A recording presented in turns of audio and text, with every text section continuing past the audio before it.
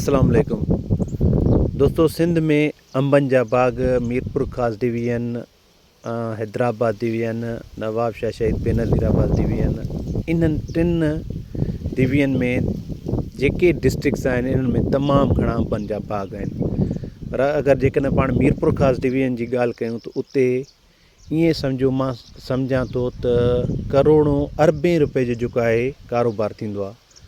हाणे हींअर जेका अंबनि जी हालति आहे, शदीद जेको आहे नुक़सानात थियनि पिया, शदीद महले जो अटैक आहे।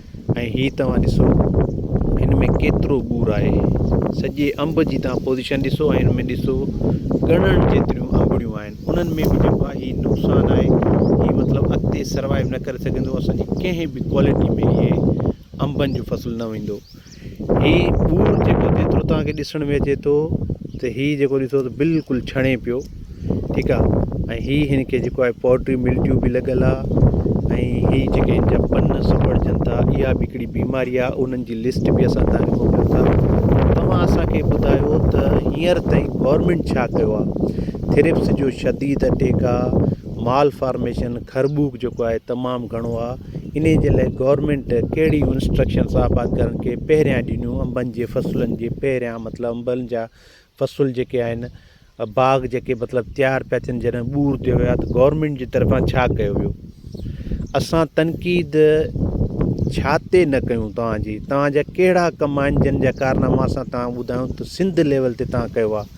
तव्हां चंद आबादकारनि खे, चंद माण्हुनि खे ख़ुशि करण जे लाइ जेकॾहिं हिकिड़ो मतिलबु उते वञी स्प्रे का कराई आहे, या उहा बि असांखे ज़ाहिर कोन थी थिए, या हिकिड़े ॿिनि 5 आबादकारनि ॾे तव्हां वञी करे हिकिड़ो को प्रोग्राम कयो हूंदो, उहो बि तव्हांजो ज़ाहिर कोन्हे को।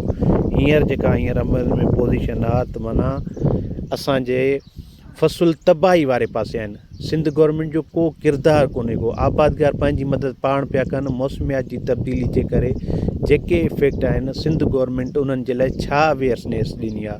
हाणे हींअर रिसेंटली थींदो असां वटि मैंगो फेस्टिवल थींदो।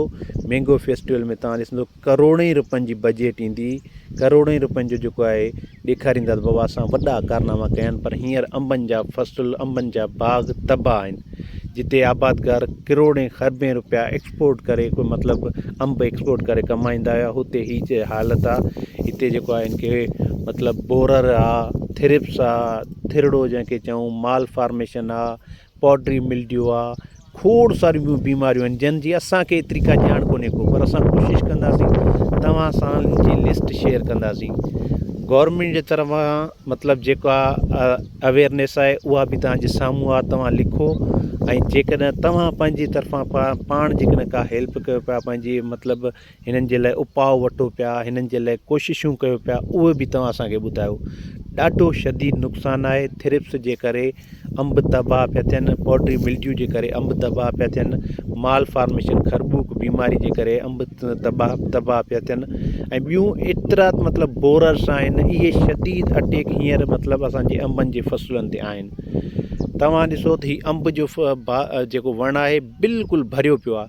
पर हिन में तव्हां ॾिसो त चंद के तव्हांखे अंबड़ियूं या अंब ज़ाहिर थियनि पिया, उहे बि माना हिननि ते इन्हनि जो अटैक ॾिसो। हीउ तव्हांखे थोरो मां क्लियर करे ॾेखारियां त ॾिसो त हिननि ते बि निशान आहिनि। माना हीअ असांजी कंहिं क्वालिटी जो अंब अॻिते हली न थींदो, या त जेकॾहिं इहो अॻिते हली मथां वज़न करे इहो किरी पवंदो। सो इहे ॻाल्हियूं सोचण जूं आहिनि। असांजा बाग़ात हींअर ख़तरनि में आहिनि, असांजा जेके फ़सुलु ख़तरनि में आहिनि। कणिक में ॾिसो तव्हां, माना गर्मी वधी वई त टेम्परेचर हाई हुअण जे करे, मौसमियात जी तब्दीली इन खे चवंदासीं, टेम्परेचर हाई हुअण जे करे असांजा मतिलबु एवरेज सुठी न पई अचे। सो अवेयरनेस हुजे, आबादकारनि खे सहूलियतूं ॾिनियूं वञनि, आबादकारनि खे अहिड़ी मशीनरी ॾिनी वञनि जेकी स्प्रे करे सघनि, आबादकारनि खे अहिड़ा तरीक़ेकार या अहिड़ियूं मतिलबु एडवाइस ॾिनियूं आहिनि जो अॻुवाट आबादकार जेकॾहिं इन्हनि शयुनि जे लाइ उपाउ न वठंदो, इहे फ़सुल असांजा, इहे बाग़ात असांजा ईअं तबाह थींदा वेंदा। हाणे करोड़े रुपयनि जो जेको मतिलबु हिकिड़े ठेकेदार या हिकिड़ो असांजो जेको आहे वापारी वठे थो, हींअर जेको आहे एॾियूं तूफ़ान या बारिशूं या थ्रिप्स या मौसम गरम या सर्द थिए थो, त उन हिसाब सां उनखे केतिरो नुक़सानु आहे। तव्हां बि पंहिंजी राय ॾिजो त तव्हां असांखे छा करणु घुरिजे, गवर्नमेंट खे छा करणु घुरिजे, या तव्हां छा था सम्झो अंबनि जे फ़सुलनि में केतिरो नुक़सानु थींदो हींअर जेकॾहिं। सो अल्लाह पाक असांजी सिंध खे शाद ऐं आबाद रखे। अल्लाह सां असांजी सिंध खे जेको आहे मतिलबु हर डिस्ट्रिक्ट खे हर हवाले सां वेराए रखियो आहे।